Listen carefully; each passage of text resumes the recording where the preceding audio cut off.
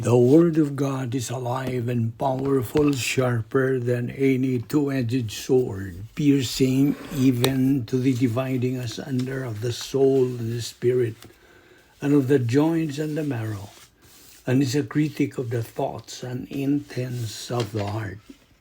All Scripture is God-breathed and is profitable for doctrine, for reproof, for correction, for instruction in righteousness, that the man of God might be mature, thoroughly furnished unto all good works.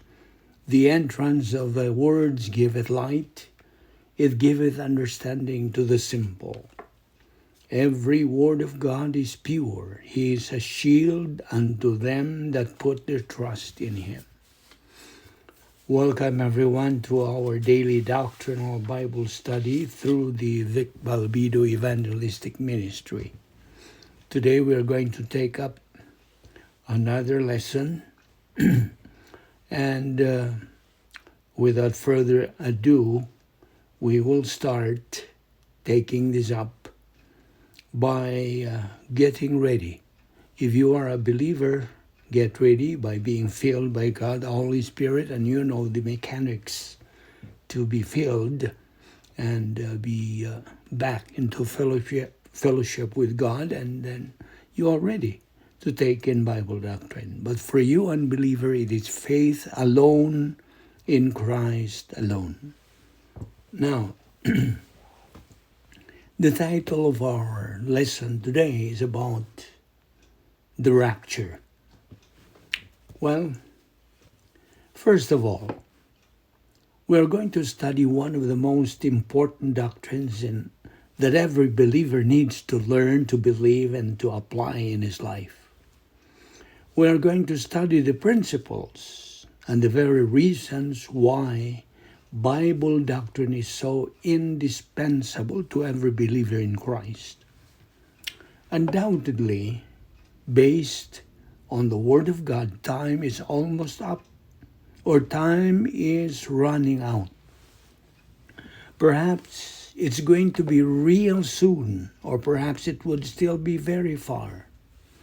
Yes, it may be pretty soon, or it may be pretty far. Not a single one of us knows it. That is why I am using these very words to rightly describe the uncertainty of the time, the very time when it is up, or when time is up. But one thing is going to happen, and it is absolutely certain that it's going to happen because the Word of God says so. You may believe it or not, but it is definitely going to happen. And that incident, sure incident, is what is being mentioned there in 1 Thessalonians chapter 4, verse 16 and 17. If you have a Bible, and you haven't memorized these verses yet, please open your Bible to that text. 1 Thessalonians chapter 4, verse 16 says, "For the Lord himself will come down from heaven with a loud command, with the voice of the archangel, and with the trumpet call of God, and the dead in Christ will rise first. Verse 17, after that, we who are still alive and are left will be caught up together with them in the clouds to meet the Lord in the air. And so we will be with the Lord forever." Now, did you clearly understand what's going to happen? Have you been clarified with what's actually going to occur, as what verses 16 and 17 are trying to point out here? Yes, there is going to occur in this world, which none of us knows when. There's going to happen. Sure thing to happen. That's why we said it may be pretty soon, or it may yet be too far. It may be in a few minutes or hours from now. It may be 100 more years, or 1,000 more years, or it may occur a few seconds from the time you are listening to this study. But one thing is very sure, it's going to happen. That there's going to be a definite time when our Lord Jesus Christ will come down from heaven. Oh, by the way, what we're talking here about is not the second coming, okay? As our Lord Jesus Christ comes down from heaven, all the dead in Christ, no, dead in Christ in verse 16 means the people who have believed in the Lord Jesus Christ as their Lord, personal Lord and Savior. In other words, all believers in Christ who are dead, all the dead in Christ at this time are going to rise first. And then those believers who will still be alive at that time are going to join them in meeting the Lord in the air. In other words, all the living and the dead in Christ are going to have a grand, really grand reunion in meeting the Lord in the clouds, in the air. Indeed, what a grand reunion would that be? And that is what the Word of God is saying.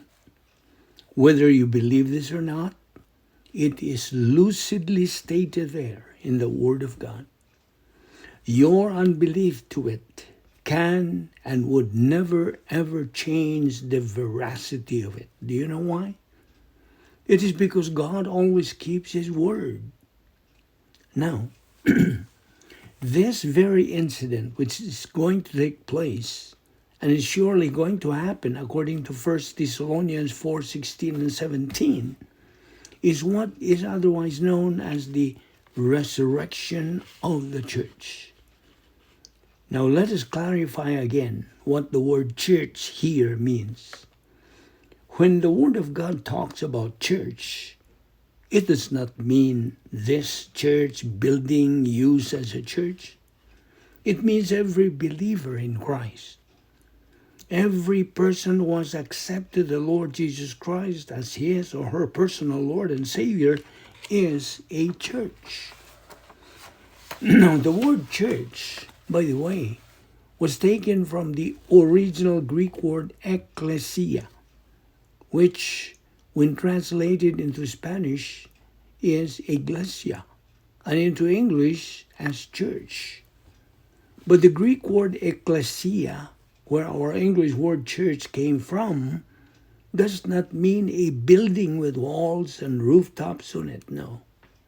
It means the called out ones. That is what it means by the word ecclesia or church.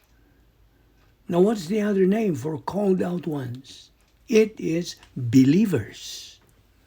This time, we're going to find out that what is being talked about in 1 Thessalonians 4 is the resurrection of the church. And you already know what it means by the word church, okay? Now, if I ask you, when was the church born? Well, it was born on Pentecost, and the Bible was not yet complete. So we call it pre-canon period. Therefore, it was here that the age of the church began. And this age is going to terminate when the rapture or the resurrection of the church occurs. So, the technical and theological title of the resurrection of the church is rapture. Now, in what we read in verse 17 of our text, if you notice in that verse it says, will be caught up together with them in the clouds. So, the word for rapture in this particular verse is caught up, will be caught up. There will be time that all believers are going to be caught up or raptured. That's according to what verse 17 is saying.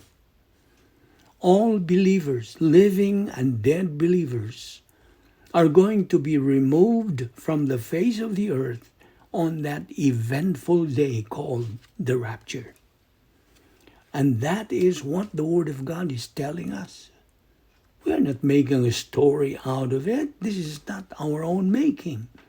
It is God's making, perfect making, okay? Now, we're going to study God's Word, particularly about the ages or periods insofar as man's history is concerned. We're going to learn that they have been divided and subdivided into various ages and or periods, and we call this technically as dispensations. These so-called ages would all depend on who are God's people that He designated to take some responsibilities within those ages. For instance, in the Old Testament, we learn that there were two periods or ages there. Now, in the New Testament, there are three periods or ages. And the period or age that we are so concerned about in our current study is the age of the church. This age is the very age or dispensation wherein you, as a believer, if you are a believer, while you are hearing this, are part of it, or you are living in this very age. The age of the church started at that very moment Christ sent down the Holy Spirit after He went up to heaven. Christ sent the Holy Spirit to this world. Also, the very moment the Holy Spirit indwells every believer's body. This is the very incident that the age of the church all started. Yes, the age of the church. And this very age, the age where you and I as believers are part of, this age of ours is going to cease to exist. It's going to be terminated on that event according to what we read here in 1 Thessalonians 4:16 and 17. That is the resurrection of the church or rapture. So while we are studying this doctrine right at this moment, not a single one of us knows when rapture is going to occur. No one knows. No, not one knows the exact time when this momentous event is going to happen in the history of man, particularly in the history of believers. No one knows, not even Christ. It's only God the Father who knows exactly when it's going to happen. We are going to continue this study tomorrow.